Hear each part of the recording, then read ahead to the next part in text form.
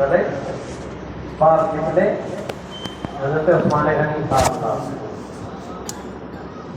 آپ نے قدم رکھا، دوسرا، تیسرا، چوتھا، قریب قریب گھر تھے. حضرت عثمان غنی ساتھ ساتھ ہیں اور گنتی کر رہے ہیں. 1 2 3 4 5 جاتے بیٹھے ہیں. سبحان اللہ، اسلام گنتی شروع ہو گئی ہے. نبی کریم صلی اللہ علیہ وسلم نے جاننے کے باوجود صحابہ کرام کی موجودگی میں حضرت عثمان غنی سے پوچھا، بھائی آپ نے دعوت دی ہے کھانے کی اور ہم نے قبول کی ہے، ہم آپ کے گھر میں جا رہے ہیں، اور پھر یہ کیا شروع کر دیا 1 2 3 4 یہ گنتی کس چیز؟ تو حضرت عثمان غنی عرض کرتے ہیں، اب یہ پورے قرآن پاک میں کہیں بھی یہ اس بات کا حکم نہیں دیا گیا جو حضرت عثمان غنی کرنے لگے. پورے ذخیرہ حدیث میں کسی جگہ پہ بھی اس بات کا حکم نہیں دیا گیا جو حضرت عثمان غنی کرنے لگے.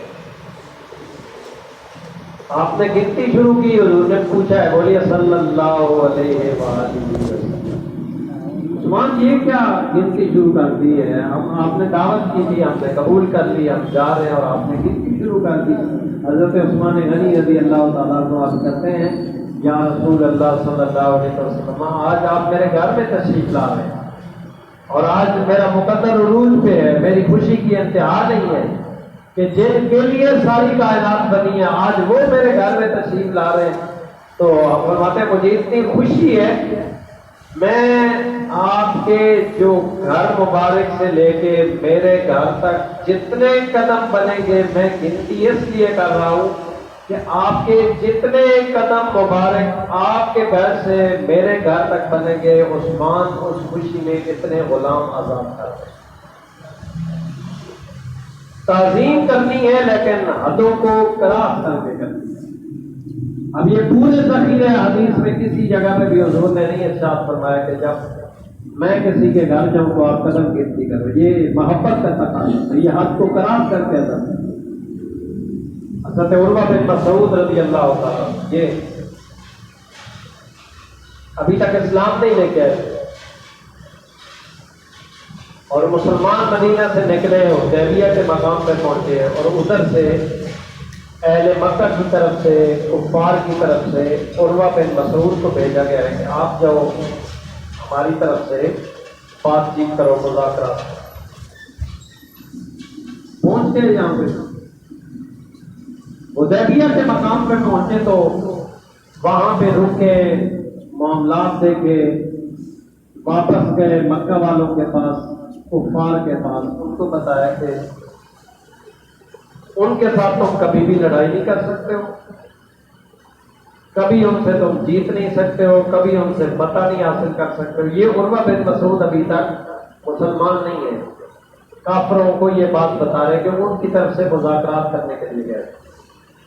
اب یہ کافروں کو واپسی میں بتا رہے ہیں کہ تم ان سے لڑائی بھی نہیں کر سکتے ہو، فتح بھی نہیں حاصل کر سکتے ہو، کامیابی تمہیں کبھی بھی نہیں مل سکتی ہے. پھر اکٹھے تھے، انہوں نے پوچھا بھائی خیر تو ہے، ڈر گئے ہو، کیوں یہ باتیں کر رہے ہیں؟ اگلی بات دھیان سے سنیے تاکہ آیت کا مفہوم صحیح سمجھ آ جائے کہ حدوں کو کراس کر کے احترام کیسے کیا جاتا ہے. عروہ بن مسعود کافروں کو بتا رہے ہیں کہ میں جب وہاں پہنچا ہوں تو میں نے دیکھا ہے کہ مسلمانوں کے نبی جب وضو فرماتے تو وضو سے جو پانی مبارک جسم سے جدا ہوتا وہ آپ کے دیوانے، آپ کے مستانے، آپ کے ساتھ محبت کرنے والے وہ پانی کا ایک قطرہ تو بہت دور کی بات ہے، ایک ذرہ بھی زمین پر نہیں جانے دے رہے. محبت کا انداز یہ ہے ان کا. وہ اگر لعاب مبارک اپنے منہ مبارک سے باہر نکالتے ہیں تو صحابہ کرام اپنے ہاتھوں پہ ملتے، اپنے چہروں پہ مل رہے تھے. اور جو کوئی رہ جاتا، عروہ بن مسعود کہتے ہیں مجھے ڈر تھا کہ کہیں لڑائی ہو جائے گی. وہ ایک دوسرے سے ایسے ہاتھ ملا کے اپنے جسم پہ ملتے کیونکہ وہ عام لعاب نہیں نہیں تھا، عام کوئی ایسی دھوپ مبارک نہیں تھی، ہم تو جہاں تھوکیں گے وہاں پہ کوٹ پہلے لگا دیں گے، بھائی تھوکنا منع ہے، اس سے بیماریاں پھیلتی ہیں، اس سے جراثیم لگتے ہیں۔ پوری دنیا کے لوگوں کے تھوک میں بیماریاں ہیں، جراثیم ہے، گندگی ہے، لیکن اللہ نے اپنے محبوب کے لعاب مبارک میں ساری بیماریوں کی شفا رکھی ہے۔ کہتے میں نے دیکھا ہے آپ جب حجامت کرواتے ہیں، آپ کے بال مبارک اتارے جاتے تو صحابہ کرام کو اکٹھا کر لیتے، سمیٹ لیتے، کیونکہ جانتے تھے کہ یہ کوئی عام بال تو نہیں ہے، یہ تو حضور کے ہوئے مبارک ہیں، حضور کے بال مبارک ہیں، اور کس طریقے سے مقدس ہے۔ بہت ساری ازواج فرماتی ہیں، حضرت ام سلمہ، حضرت عائشہ صدیقہ کے ہم نے نبی کریم صلی اللہ علیہ وسلم کے بال مبارک رکھے ہوئے تھے، جب کوئی مریض آتا کہ لا علاج ہو گیا ہے، کوئی اس کا علاج نہیں، بیماری سے جان نہیں چھوٹ رہی، تو کہتے ہیں ہم پیالے میں صرف آپ کا وہ بال مبارک اس طرح کو پانی میں تر کر کے نہ نکال لیتے اور اس بیمار کو دے دیتے کہ یہ پانی پیو۔ صرف بیچ میں ہم نے اس بال مبارک کو بیچ میں رکھا ہے اور نکال لیا، بیمار کو پلاتے، اللہ بیمار کو شفا تھا۔ وہ بال مبارک صحابہ کرام سمیٹ رہے ہیں، اکٹھے کر رہے ہیں۔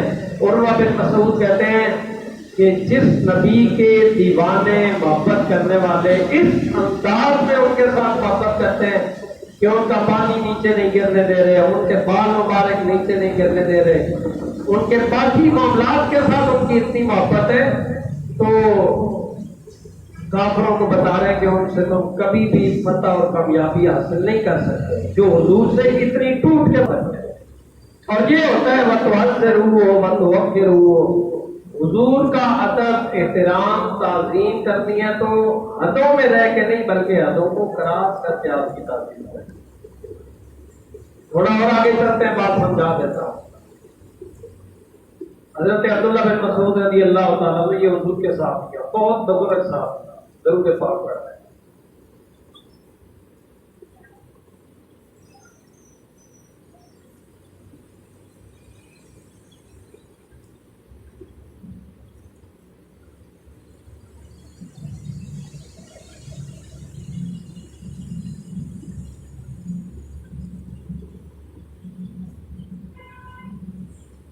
بہت بزرگ صاحب، بوڑھے ہیں وہ، اتنے بڑھاپے میں کہ مسجد میں جب تشریف لے کے آتے تو آپ کے پاس جو عصا مبارک تھی، جو جس کے سہارے پہ آپ آتے تھے، اس کو ایسے دیوار کے ساتھ ٹھکور کے بھائی یہ دیوار ہے، یعنی نظر کی کمزوری، باقی بڑھاپا، چل نہیں سکتے، مسجد میں نماز کے لیے آ رہے ہیں۔ نبی کریم صلی اللہ علیہ وسلم نماز کے ٹائم پہ اپنے حجرہ مبارک سے باہر تشریف لے کے آئے، مسجد میں پہنچے تو صحابہ کرام انتظار کرتے آپ کا۔ جو ہی اندر تشریف لے کے آئے تو صحابہ کرام تعظیماً احتراماً کھڑے ہو گئے۔ نبی کریم صلی اللہ علیہ وسلم نے صحابہ کرام کو ارشاد فرمایا، بیٹھ جائیں۔ اب آپ باشعور لوگ ہیں، آپ بتائیں اگر میں نے آپ میں سے 2-4 بندے کھڑے ہوتے ہیں، میں ان کو کہتا ہوں بیٹھ جاؤ، تو کیا مطلب ہوگا؟ جو باہر لاری اڈے پہ کھڑے ہوں ان کو کہا ہے میں نے بیٹھ جاؤ، یا مسجد میں جو کھڑے ہوں ان کو کہا ہے؟ مسجد میں کھڑے ہونے والوں کا ہے نا، کیونکہ میں آپ کے ساتھ مخاطب ہوں، یہاں پہنچا ہوں، آپ کھڑے ہوئے، لاری اڈے والے تو نہیں کھڑے ہوئے، تو میں نے آپ کو یہ بات کہی ہے کہ آپ بیٹھ جائیں بلا تشبیہ۔ نبی کریم صلی اللہ علیہ وسلم جب تشریف لے کے آئے نا، صحابہ کرام مسجد کے اندر کھڑے ہوئے اور اللہ کے حبیب نے اندر والے صحابہ کرام کو فرمایا بیٹھ جاؤ۔ حضرت عبداللہ بن مسعود رضی اللہ تعالیٰ عنہ، آپ مسجد کے باہر والی دیواروں کے ساتھ چل رہے تھے، آپ نماز کے لیے آ رہے تھے، آپ بیٹھ گئے، باہر تھے، مسجد کے اندر نہیں تھے، حکم بھی ان کو نہیں دیا گیا۔ تھوڑی دیر گزری، نماز مکمل ہو گئی، نماز کے بعد صحابہ کرام باہر نکلے تو سارے صحابہ کرام کو پتا تھا کہ آپ بیمار ہیں، آپ بزرگ ہیں، آپ بوڑھے ہیں، آپ مشکل سے چلتے ہیں، تو نماز کے بعد قریب ہو گئے، کہ کیا ہوا آپ کو، آپ کی طبیعت خراب ہے، ہم آپ کو گھر چھوڑ آتے ہیں، مسجد چھوڑ آتے ہیں، جہاں آپ جانا چاہ رہے ہیں ہم لے جاتے ہیں آپ کو، ان کو پتہ تھا۔ تو حضرت عبداللہ بن مسعود رضی اللہ تعالیٰ کو آپ ان اپنے دوستوں سے فرماتے ہیں کہ نہیں ایسی کوئی بات نہیں ہے، میری طبیعت ٹھیک ہے اور میں نماز کے لیے گھر سے نکلا تھا، نماز کے لیے آ رہا تھا، آپ دیکھ رہے ہیں میں مسجد کے پاس ہوں، میں نماز کے لیے آ رہا تھا، لیکن جب میں یہاں پہنچا ہوں، دھیان سے بیٹھے آپ، یہاں پہنچا ہوں تو میرے کانوں میں حضور جان کائنات صلی اللہ علیہ وسلم کی آواز ٹکرائی ہے میرے کانوں کے ساتھ کہ بیٹھ جاؤ۔ اب یہ بات اندر والے صحابہ کرام کو حضور نے ارشاد فرمائی تھی، کیونکہ وہ اندر کھڑے ہوئے تھے، ان کو آپ نے ارشاد فرمایا بیٹھ جاؤ۔ باہر حضرت عبداللہ بن مسعود بیٹھتے ہیں تو صحابہ کرام کو فرماتے ہیں کہ میں مسجد میں نماز کے لیے آ رہا تھا، یہاں پہنچا ہوں تو میرے کانوں میں میرے محبوب کی آواز پہنچی ہے کہ بیٹھ جاؤ۔ اس سے آگے ایک قدم بھی میری ضرورت نہیں تھی کہ میں آگے رکھتا، پھر میں یہیں پہ بیٹھ گیا۔ حالانکہ آپ کو ارشاد ہی نہیں فرمایا حضور نے، لیکن تعظیم اور احترام یہ ہے کہ پھر حدوں میں رہ کے نہیں کرنا، حدوں کو کراس کر کے حضور کی تعظیم کرنا۔ اور جب ہم یہ بات اپنے دلوں میں اس کو پیوست کر لیں گے، رچ بس جائے گی، تو پھر یہ نتیجے نکلیں گے جو کل نکلا ہے۔ کل آپ نے دیکھا ہے حضور سے محبت کرنے والے نمائندگی کرتے ہوئے جب فائز عیسیٰ کے سامنے پہنچے ہیں تو وہ عدالت کی کرسی پہ بیٹھے تھا، اس کے پاس اختیار تھا، اقتدار تھا، کرسی تھی، ساری باتیں تھا، لیکن حضور کے اشاق نے جب اس کے سامنے حضور کی ختم نبوت کا تحفظ کیا، اس کی بھی پھر مثال نہیں ملتی ہے۔ اور پھر اس نے جو گھٹنے ٹیکے، یہ بھی پھر اس بات سے پتہ چلتا ہے۔ اور پھر یہ بات بھی ایک یاد رکھیے کہ پھر یہ عظیم فتح، عظیم کامیابی ملنے کے بعد بہت سارے لوگ ایسے ہوتے ہیں جو کریڈٹ لینے کے چکر میں ہوتے ہیں، بھائی یہ ساری محنت میں نے کی ہے، یہ سارا کام میں نے کیا ہے، پھر ہم انتشار کا شکار ہو جاتے ہیں۔ تو آپ جتنے لوگ بیٹھے ہیں آپ اس پیغام کو بڑی توجہ کے ساتھ سماعت کریں تاکہ ہمارا معاشرہ اس میں امن اور محبت کی فضا قائم ہو۔ وہاں پہ جو کام کیا گیا تھا اور قاضی فائز عیسیٰ نے جو گھٹنے ٹیکے اور اس نے وہ شکیں واپس لی ہیں جو قادیانیوں کے حق میں دی تھیں، اس میں کوئی ایک تحریک، ایک مدرسہ، ایک عالم، کوئی ایک عاشق رسول نہیں تھا، بلکہ اہل اسلام کی نمائندگی تھی۔ تحریکیں مختلف، تنظیمیں مختلف، مدارس مختلف، فکر مختلف، انداز مختلف، ساری چیزیں ادھر ادھر ہماری الگ الگ مختلف ہیں، لیکن جس طریقے سے ہم اپنے ملک کے دفاع کے لیے نعرہ لگاتے ہیں نا، اپنے اس پاکستانی پرچم کے نیچے، کہ ہم اس کے نیچے کوئی پشتو، کوئی سندھی، بلوچی، پنجابی نہیں ہے، ہم اس پرچم کے نیچے ایک ہے۔